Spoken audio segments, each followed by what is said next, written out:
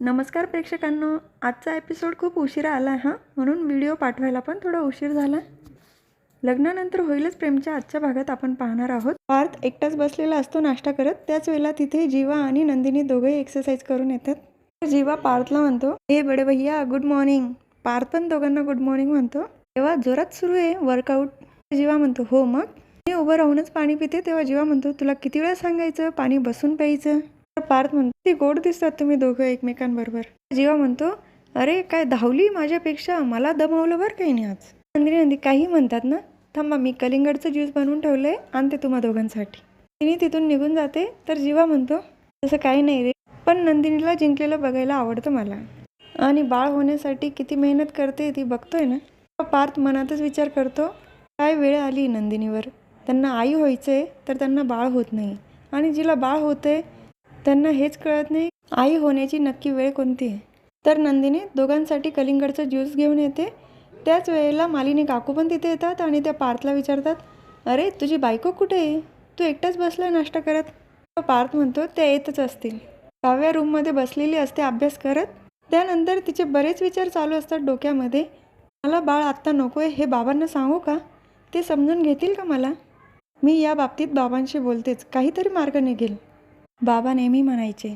तिचे बाबांना बोलतानाचे आठवतात तिला, हे बघ बेटा, डोक्यावर जर बादली भरलेली असेल तर नवे विचार कुठे राहणार, ती आधी खाली करायची, नंतर त्यामध्ये फ्रेश पाणी भरता येतं ना, म्हणजे नवे विचार भरता येतात. हे कायम लक्षात ठेव. पण हे कळाल्यानंतर बाबा मला समजून घेतील, मग कोणाशी बोलू मी. त्याच वेळेला रम्या तिथे धावत येते आणि काव्याला मिठी मारते. काव्या कॉंग्रॅच्युलेशन, रात्री मला आईने सांगितलं तेव्हाच मी येणार होती, पण म्हटलं तुम्हाला डिस्टर्ब कसं करायचं ना, म्हणून मी रात्री नाही आली. पण मी सांगते ना, अगदी मनापासून मी खूप खुश आहे तुझ्यासाठी. यातला एक बोट निवड बरं. काव्या एक बोट निवडते. तेव्हा रम्या म्हणते, अगं तुला पहिला मुलगा होणार.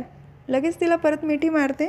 तर पार्थ लॅपटॉपसमोर काम करत असतो. तेव्हा मालिनी काकू तिथे येतात आणि त्याला म्हणतात, अरे काव्या अजून पण खाली आली नाही, नाश्ता पण नाही केला तिने. त्याच वेळेला ती जिन्यावरून येत असते आणि तिच्या मागे रम्या पण असते.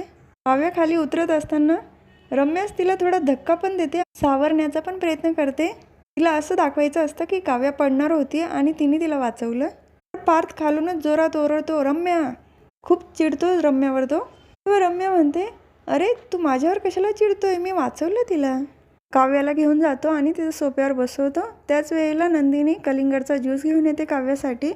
तर काव्या म्हणते, ताई तू जेव्हापासून देशमुख झाली ना, माझी आवड निवड सगळं विसरली हां तू. तुला माहिती ना मला नाही आवडत कलिंगडचा ज्यूस. तर वसू आत्या म्हणतात, अगं बाई मग तुला काय आवडतं ते तरी सांग. काव्या म्हणते, मला चिक्कू, द्राक्ष, अननस, पपई आणि सर्वात जास्त आंबा आवडतो. त्यांचं बोलणं चालूच असतं. त्याच वेळेला तिथे धनंजय काका येतात आणि ते म्हणतात, येऊ का घरात. काव्याने आवाज ऐकल्यानंतर ती तर लगेच धावत जाते. त्यावेळेला तिथे काव्याचे आई बाबा दोघंही आलेले असतात. ती दोघांना मिठी मारते. मालिनी काकू म्हणतात, अगं त्यांना मध्ये घेऊन ये, तिथेच उभी राहणार आहेस का. मध्ये आल्यानंतर नंदिनी पण दोघांना भेटते आणि पार्थ नमस्कार करतो. त्याच वेळेला धनंजय काका म्हणतात, अहो जावाई बापू, पाया नाही पडलं तरी चालेल, आता गळाभेट झाली पाहिजे. दोघांची पण गळाभेट होते. आणि त्याच वेळेला तिथे जीवा पण आलेला असतो. तेव्हा जीवा म्हणतो, बाबा नमस्कार करतो हां. ते हो हो म्हणता, कसा आहे जीवा. पण जास्त काही बोलत नाही. लगेच ते पार्थसोबत बोलायला लागून जातात. तुमच्यामुळे आम्ही आजी आजोबा होणार आहोत, सुख मिळतं आहे आम्हाला. तर जीवाचं मन थोडं दुखावतो. तसंच तो मागे फिरतो. ही गोष्ट वसू आत्या आणि रम्याच्या लक्षात येते बरं का प्रेक्षकांना. नंदिनीच्या बाबांनी आंबे आणलेले असतात. ते काव्याने समोर बघितल्यानंतर म्हणते, आंबे, आत्ताच विषय झाला होता आंब्याबद्दल, मी सगळ्यांना सांगत होते मला किती आवडतात आंबे, आता तर मी रोज खाणार आहे. मालिनी काकू म्हणतात, नाही हां काव्या, तुला आता आंबा नाही खाता येणार, बाळासाठी उष्ण असतं. काव्या तर खूप नाराज होते आणि रम्याला तर काही चान्सच मिळतो बोलायला. बघ बाई काव्या, खूप कॉम्प्रोमाइज करायचे असतात हां बाळ होणं म्हणजे. जे तुला आवडतं ते मिळणारच असं नाही बरं का, कारण तुझ्या पोटात ज्युनियर पार्थ आहे ना, खूप ॲडजस्टमेंट करावी लागते हां आईला. असं आत्या नंदिनीला म्हणतात, पण नंदिनी तू खाऊ शकते ना, तू कुठे. तर नंदिनी म्हणते, मी कुठे आई होणार असंच ना वसू आत्या. होणार, मी पण नक्की आई होणार. दोन्ही बहिणींची एका वेळेला कशाला धांदल, म्हणून मी थोडं थांबून घेतलं, पण तोपर्यंत मी आंबे खाणार. तर मालिनी काकू म्हणतात, वा वा नंदिनी, तू बऱ्याच गोष्टी करून दाखवते, पण तू ऐकून पण छान दाखवते हां. हो की नाही वसुताई? वसू आत्या अगदी हळू आवाजात हो असं म्हणतात. तर पार्थ उठतो आणि म्हणतो, पण मी तर आंबे खाऊ शकतो ना? एक आंबा काढतो. काव्याच्या तर तोंडाला पाणी सुटलेलं असतं आंब्याला बघून. तर तो आंबा मालिनी काकूंकडे घेऊन जातो आणि म्हणतो, हा आंबा तू खा, कारण वर्षभर आता मी सुद्धा आंबा खाणार नाही. काव्यांना जर खाता येत नसेल आंबा तर मी पण नाही खाणार. तेव्हा काव्याचे बाबा म्हणतात, खरंच नवरा असावा तर पार्थसारखा. शारदा काकू म्हणतात, खरंच नशीब काढलंय हां माझ्या मुलीने, असा जावई मिळालाय मला. मालिनी काकू पण पार्थचं कौतुक करत असतात. त्याच वेळेला जीवाला थोडं वाईट वाटतं आणि तिथून निघून जातो, कारण सगळ्यांनी त्याला अगदी इग्नोर केलेलं असतं ना. कुठलाही मानपान नाही, विचारपूस नाही, हे नंदिनीच्या लक्षात येतं. तो रागाने निघून जातो ते. तर शारदा काकू नंदिनीला म्हणतात, अगं नंदिनी मला थोडं तुझ्याशी बोलायचं आहे. त्यानंतर त्या दोघी तिथून निघून जातात. तर काव्या पण धनंजय काकांना म्हणते, बाबा मला तुमच्याशी थोडं बोलायचं आहे. ते दोघंही तिथून उठून जातात. रूममध्ये आल्यानंतर शारदा काकू नंदिनीला म्हणतात, किती काही झालं पण तू खचून जाऊ नको हां नंदिनी, कळलं मला तुझ्याबद्दल सगळं. नंदिनी म्हणते, नाही काही असं काहीच नाही आहे, मी अगदी व्यवस्थित आहे. तर शारदा काकू म्हणतात, सायन्स कितीही पुढे गेलं ना, पण तरी काही गोष्टींसाठी वेगळे उमरे झिजावे लागतात. तर दुसरीकडे काव्याने सगळं सांगितलेलं असतं तिच्या बाबांना. तेव्हा धनंजय काका म्हणतात, म्हणजे तुला मूल होऊ द्यायचं नाही? काव्या म्हणते, मी असं नाही म्हणत आहे बाबा, मला फक्त आत्ता नको आहे. नंदिनी ताईला पाहिजे पण मला नको आहे आत्ता. तेव्हा तिचे बाबा म्हणतात, काव्या असा मूर्खपणा करू नको, जे चाललंय ते होऊ दे. आईची एक्झाम तुला नंतर पण देता येईल. पण मूल होण्यासाठी काहींचं वर्षानुवर्ष असेच जातात, तरी त्यांना मूल होत नाही. आणि देवाच्या कृपेने जर तुला होत तर तू का नाकारतेस? काव्या म्हणते, बाबा तुमच्याशी बोलण्यातच काही अर्थ नाही, जाऊ दे मी आईशी बोल. काव्या नंदिनीच्या रूम बाहेर येत. तेव्हा शारदा काकू नंदिनीला सांगत असतात, देवधर्म करावा लागतो, उपास तापास करावे लागतात. नंदिनी म्हणते, माझा देवावर विश्वास आहेच ग, मी करते पण.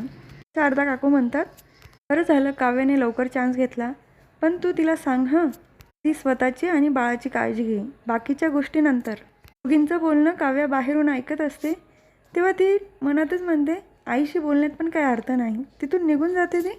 तर पार्थ आंबे कापत असतो. त्यावेळेला तिथं मालिनी काकू येतात आणि त्या म्हणतात, काही झालं का पार्थ? अपसेट दिसतोय थोडा.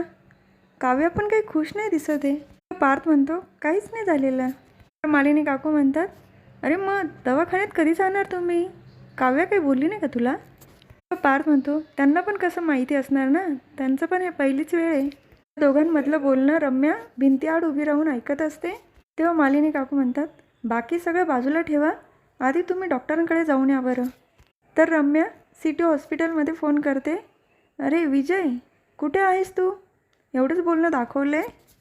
दुसरीकडे जीवा आणि नंदिनी हॉस्पिटलमध्ये आलेले असतात सेकंड ओपिनियन घेण्यासाठी. ते डॉक्टर म्हणतात की मी तुमचे पहिले रिपोर्ट बघितले, अजून काही 2 टेस्ट बाकी आहे, ते आपण करून घेऊया, उद्या रिपोर्ट येतील, मग मी तुम्हाला कळवते. तेव्हा नंदिनी जीवाला म्हणते, तुम्हाला काही विचारायचं होतं ना? तर जीवा म्हणतो, नाही मला काही नाही विचारायचं, मी गाडी काढतो, तू बाहेर आहे. तिथून निघून जातो. काव्या पार्थ पण हॉस्पिटलमधून बाहेर निघालेले असतात. काव्याच्या हातामध्ये फाईल असते. अहो हे काय, माझ्या व्यतिरिक्त अजून एक हृदय माझ्यामध्ये धडधडतंय, हे कसं होऊ शकतं? पार्थ म्हणतो, हा निसर्गाचा चमत्कार आहे. प्रत्येक बाई आपल्या पोटामध्ये 9 महिने बाळ घेऊन वावरते आणि काम देखील करते, आणि तुम्ही पण नक्की कराल, मला खात्री आहे. तर हा भाग इथेच संपतो. पुढील भागात बघायला मिळतं की जीवा खूप चिडलेला असतो. आंब्याच्या पेट्या बघून तर अजूनच चिडतो. हे आंबे समोर कशाला ठेवले? हां एक काम करा ना, गणपतीमध्ये जसा मखर बनवतो ना, तसा मखर तयार करा आणि त्यामध्ये ठेवा सजून हे आंबे. तर नंतर जीवा मालिनी काकूंना म्हणत असतो, माझा पार्थ दादावर काहीच राग नाही आहे, पण मला बाळ होणार नाही म्हणून माझं काहीच अस्तित्व नाही का? एक माणूस म्हणून, जीवा म्हणून काहीच मानपान नाही मला. दिनी आणि मालिनी काकूंना पण प्रश्न पडतो की जीवा असं का बोलतोय. तर हा भाग इथेच संपतो. उद्या आपल्याला बघायला मिळेल काव्याचा काही विचार बदलतो की नाही ते रिपोर्ट बघितल्यानंतर. उद्या पुन्हा भेटूया. लग्नानंतर होईलच प्रेमच्या पुढच्या व्हिडिओमध्ये. तोपर्यंत धन्यवाद आणि लाईक शेअर सबस्क्राईब.